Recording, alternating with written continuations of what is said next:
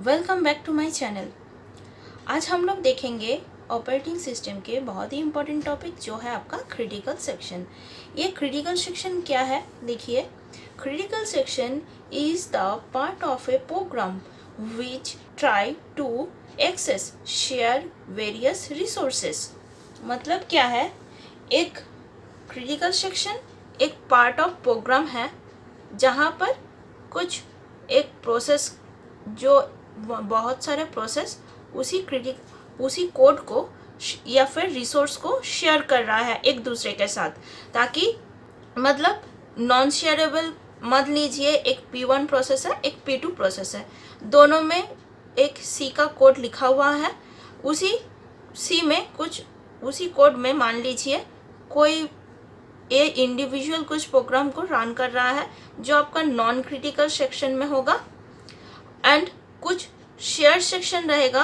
मान लीजिए कोई शेयर वेरिएबल यूज़ कर रहा है तो वो आपका क्रिटिकल सेक्शन के अंदर रहेगा। क्यों? क्योंकि P2 के पास भी P2 भी आपका एक C का प्रोग्राम यूज़ कर रहा है जो आपका नॉन शेयरेबल कुछ पार्ट है वो यूज़ कर रहा है, एंड एक शेयर्ड पार्ट है जहाँ पर वो भी सेम शेयर वेरिएबल को यूज़ कर रहा है जो आपके क्रिटिकल सेक्शन में रहेगा। क्यों? क्योंकि ये जो शेयर वेरिएबल है, ये शेयर वेरिएबल ये दोनों के अंदर शेयर हो रहा है, तो उसको हम लोग क्रिटिकल सेक्शन के अंदर रखेंगे। क्यों?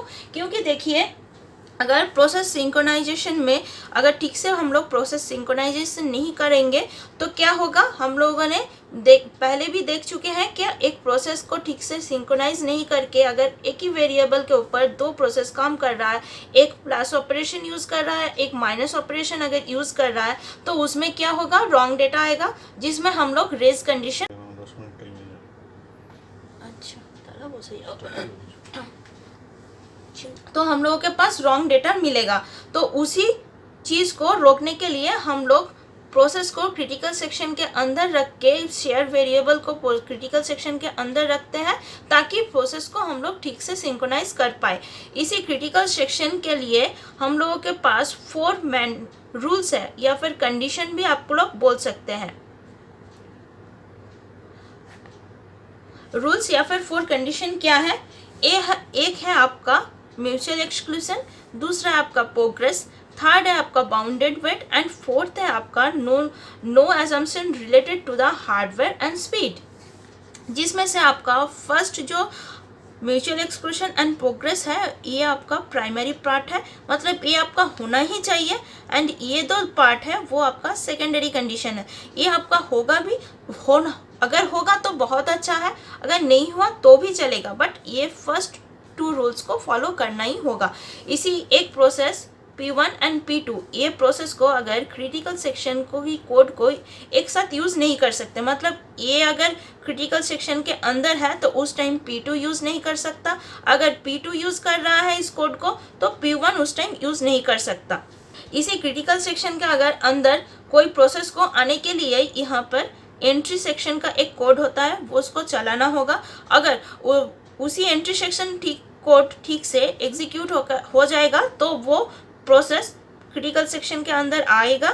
उसके बाद क्रिटिकल सेक्शन का जो पार्ट है वो उसको एग्जीक्यूट करेगा और वापस वहाँ से जब निकल जाएगा तो वहाँ पर आपका एग्जिट का एक कोड है, वो उस कोड को रन करना होगा। इसी कोड को अगर एग्जीक्यूट हो जाएगा उसके बाद सेकेंड जो प्रोसेस है वो क्रिटिकल सेक्शन के अंदर आ पाएगा।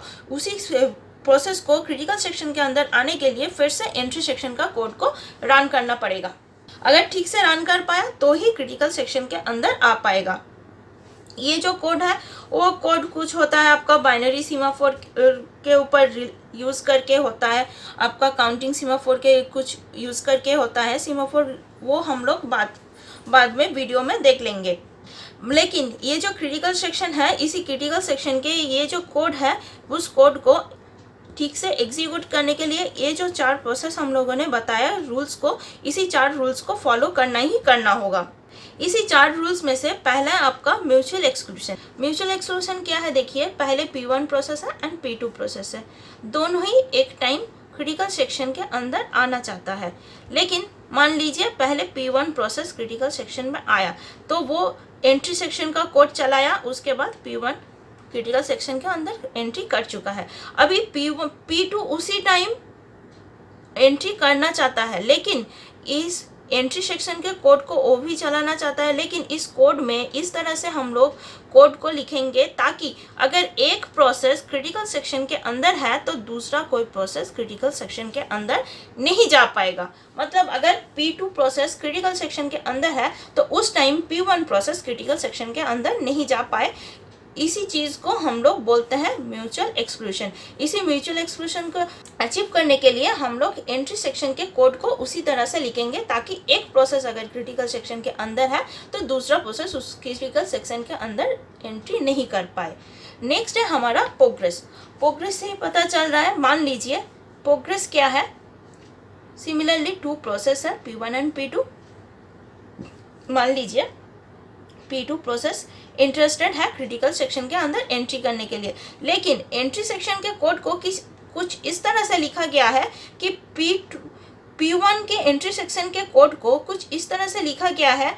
P1 खुद तो एंट्री सेक्शन के अंदर क्रिटिकल सेक्शन के अंदर नहीं जाना चाहता, लेकिन P2 को भी जाने नहीं दे रहा है। मतलब एक तो वो तो खुद यूज़ नहीं कर रहा है और दूसरे को भी क्रिटिकल सेक्शन के अंदर जाने नहीं दे रहा है।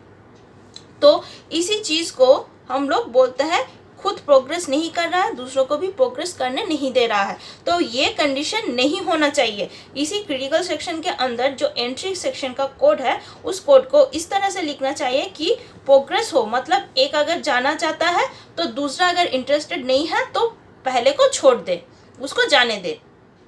इस चीज़ को हम लोग बोलते हैं प्रोग्रेस। ये तो मेन प्राइमरी पार्ट है। ये दो पार्ट को अचीव करना ही होगा इस कोड को लिखने के लिए। अभी थर्ड क्या है आपका बाउंडेड वेट। बाउंडेड वेट क्या है देखिए, एक P1 एंड एक P2 टू प्रोसेस है जो क्रिटिकल सेक्शन के अंदर है। मान लीजिए P1 पहले क्रिटिकल सेक्शन के अंदर एंट्री कर चुका है, P2 वेट कर रहा है, P1 निकल आया, फिर से दोबारा P2 एंट्री कर चुका है। मतलब P1 एक बार गया, P2 नहीं गया, P2 दोबारा गया, P3 भी नहीं गया, P2 अभी नहीं गया। इसी तरह से अगर इनफाइनाइट तक वो P2 वेट करता ही रहा, उसका टर्न सिर्फ वन टाइम आया, तो ये जो कंडीशन है ये कंडीशन नहीं होना चाहिए। मतलब एक बार, दो बार, तीन बार, चार बार या फिर 10 टाइम्स तक या फिर 20 टाइम्स तक मान लिया जा सकता है कि ये P1 जा रहा है, लेकिन P2 को सिर्फ एक बार ही मिल रहा है। 20 टाइम्स P1 जा रहा है एंड P2 को 1 टाइम्स मिल रहा है, ये आपका अलाउ है। बट अगर P1 इन्फिनिटी टाइम तक यूज़ कर रहा है एंड P2 सिर्फ 1 टाइम यूज़ कर पा रहा है, ये जो कंडीशन है ये बाउंडेड वेट है। तो ये कंडीशन आपका अलाउ नहीं है, क्योंकि कोई अनलिमिटेड टाइम तक हम लोग किसी को वेट नहीं करवा सकते। किसी को वेट करने के लिए तो एक मिनिमम टाइम होना चाहिए, तो उसी टाइम लिमिट के अंदर यूज़ करना होगा। अनलिमिटेड टाइम तक, इनफाइनाइट टाइम तक उसको वेट हम लोग नहीं करवा सकते। ये जो पॉइंट है ये भी मैंडेटरी एक पॉइंट है, इम्पॉर्टेंट पॉइंट है क्रिटिकल सेक्शन के एंट्री कोड को देखने के लिए। एंड नेक्स्ट है हमारा no assumption related to the hardware and speed.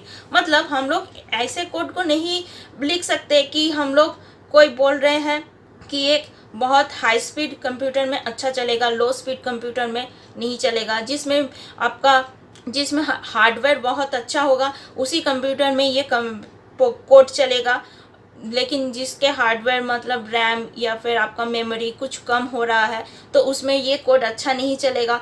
ये जो बर्डन है ये बर्डन को अलाउ नहीं है। कोड ऐसा होना चाहिए जो यूनिवर्सल हो, जो हर एक बंदा उसको यूज़ कर सके।